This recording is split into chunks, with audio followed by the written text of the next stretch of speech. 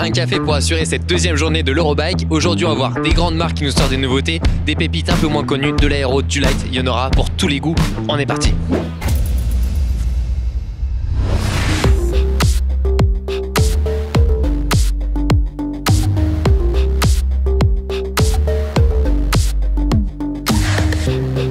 Alors là, on tient à une vraie nouveauté et surtout une vraie innovation, puisque ici j'ai une pédale automatique. Elle pèse seulement 53 grammes, elle est annoncée à 58, mais elle fait 53 grammes, on vient de la peser.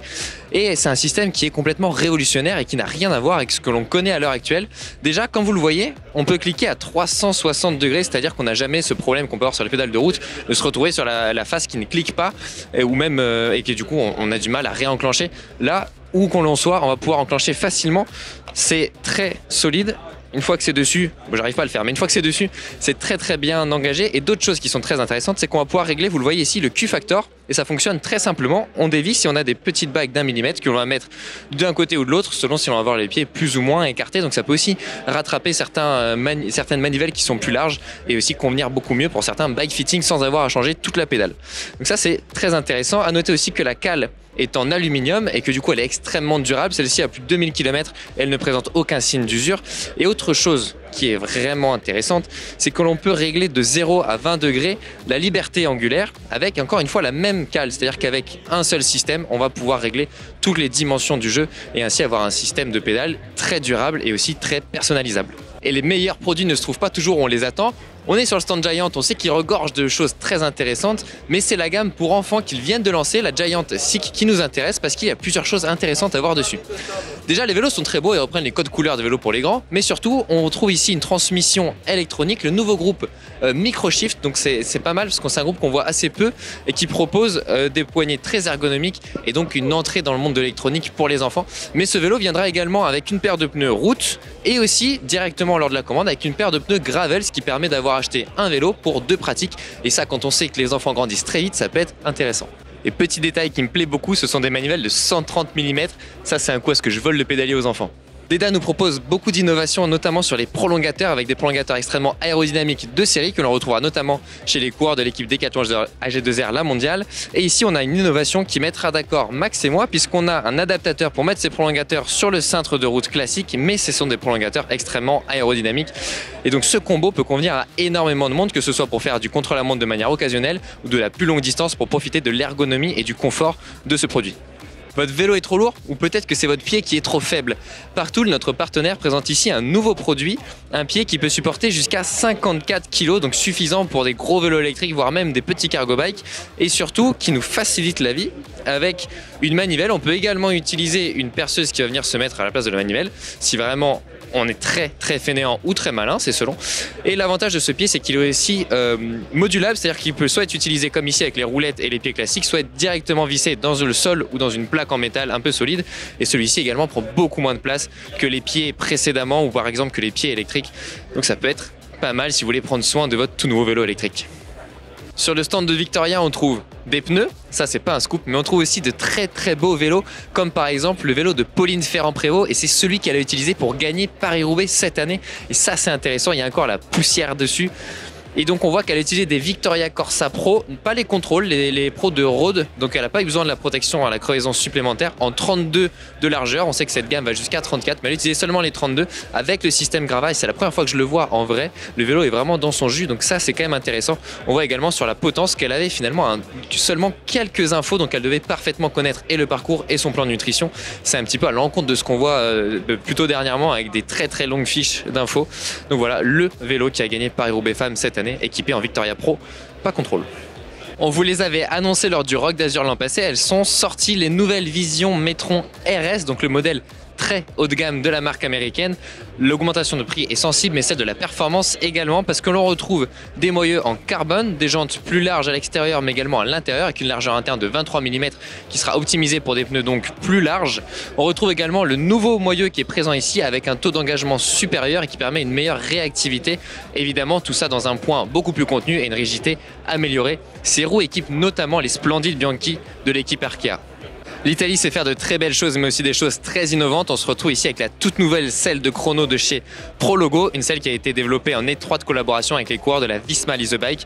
Elle nous propose un aérodynamisme à son paroxysme grâce à cette aile en carbone qui vient diriger le flux d'air sur les côtés et aussi avec le dos du coureur là, et qui vient apporter également du refroidissement pour éviter les échauffements grâce aux canaux centraux. Et on a aussi un système de montage qui est révolutionnaire parce qu'il n'y a plus de rails. Le clamp, le système de mâchoire est également propriétaire. Et donc c'est un système qui permet d'avoir la tige de selle au plus proche de la selle et donc de gagner en rigidité, en poids et en aérodynamisme. Passer sur le stand TQ Motors permet de voir les choses de l'intérieur. Alors on comprend rien du tout, mais ça fait toujours son effet. On en a vu beaucoup sur les vélos dans la vidéo d'hier, c'est les courroies, ça semble complètement envahir le marché du cycle. Les avantages, ce serait d'être plus silencieux, plus résistant, notamment pour les vélos électriques, mais pas seulement, parce qu'ici on est sur un vélo de DH, et aussi plus durable dans le temps et plus résistant à tout ce qui est poussière, boue, etc., puisque ça ne s'encrasse pas et ça demande très peu d'entretien. On nous assure ici sur le stand de Gate, une marque de courroie, que c'est l'avenir du cyclisme. On est sur le stand de Pinion et ce que je vais vous présenter aurait pu être dans la vidéo de demain, ne la loupez pas, elle est à propos des produits que l'on voit très peu sur GCN, mais finalement hier on en a vu beaucoup, des boîtes de vitesse, et c'est un sujet qui revient beaucoup et sur lequel vous nous posez beaucoup de questions.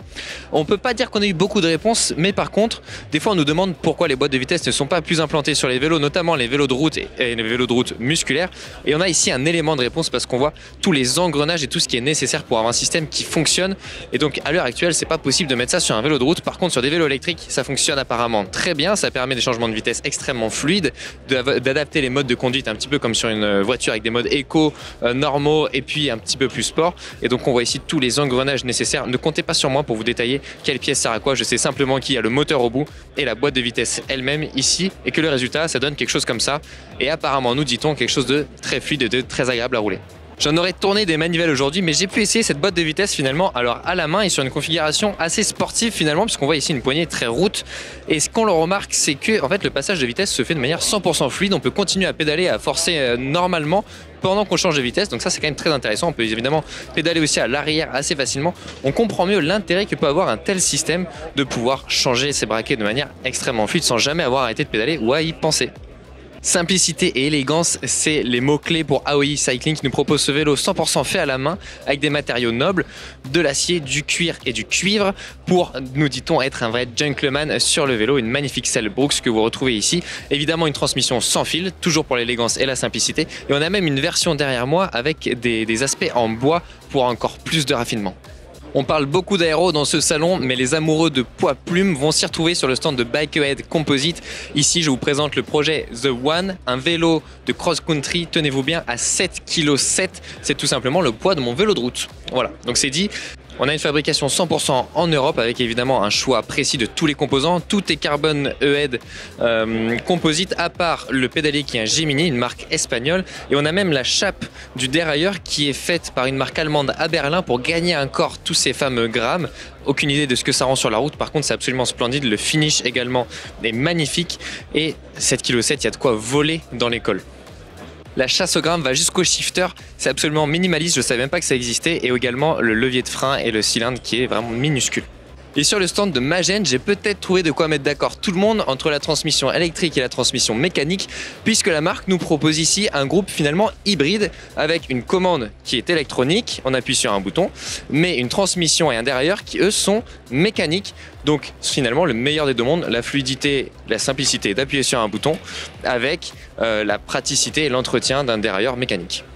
Je suis sur le stand de la marque QO qui a été lancée en janvier. C'est une marque de pédalier et qui a un excellent rapport poids-prix et poids-prix-performance, puisqu'ici j'ai le pédalier de route, le SL, qui est à 503 grammes dans cette configuration en 50-34 prête à rouler. Donc si on descend encore ou si on met en mono, je vous laisse imaginer à quel point ça peut être light. Mais il y a une autre innovation très intéressante.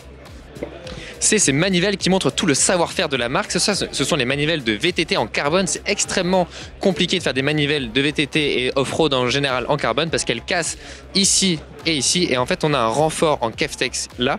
Et on a ces formes qui permettent d'absorber les chocs et donc de faire quelque chose de très light, certes, mais aussi d'extrêmement résistant. Ce qui fait que votre pédalier il vous coûtera moins cher que les Dura-Ace ou les XTR. Il sera plus léger et il sera aussi beaucoup plus durable. C'est la belle prouesse réalisée par la marque Kuo. Carbonova fabrique des disques en carbone céramique pour des performances de freinage améliorées.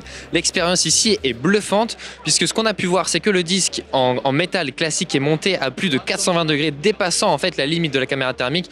On nous annonce à peu près 500 degrés, alors que le disque en carbone, lui, n'a pas dépassé les 350 degrés seulement. Mais surtout, ce qui est bluffant, c'est la vitesse à laquelle le disque en carbone est redescendu en température, puisque en partant avec 2 minutes 30 de retard, il est arrivé en même temps à la température ambiante d'à peu près 30 degrés. Donc c'est ça qui est vraiment important. Ça veut dire que le disque ne va jamais se déformer et que le freinage d'après sera toujours aussi puissant que le tout premier freinage, puisque la température sera redescendue. Ça veut dire également qu'il y aura moins d'impact sur la température du système et notamment de l'huile, et potentiellement moins de purges et moins de problèmes le cas échéant. Donc pourquoi cette technologie n'est pas plus répandue? Sans doute à cause du prix, parce que le carbone et la céramique, on le sait, ça coûte cher. Mais ce qui est sûr, c'est que les performances de freinage sont impressionnantes. Pour conclure cette vidéo, un petit peu de musique, des choses qui brillent, et ça annonce la couleur pour demain où la troisième et dernière vidéo sur l'Eurobike sera sortie avec tout ce qu'on n'a pas l'habitude de voir sur la chaîne. Donc restez bien connectés pour de belles surprises.